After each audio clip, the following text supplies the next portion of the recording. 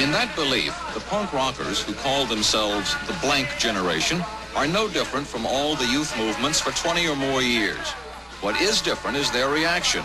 Rather than drop out of society, they actively oppose it. And their best-known symbol is the Sex Pistols, whose lead singer calls himself Johnny Rotten.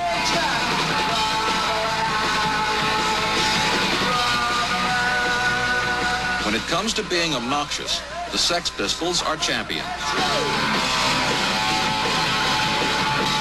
But thanks largely to outraged headlines and official disapproval, their records are among the most popular in England.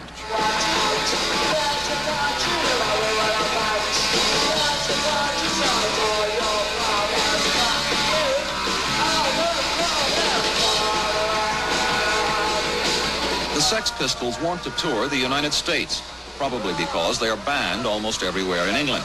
Despite that, they are still one of the most popular groups and their records bestsellers.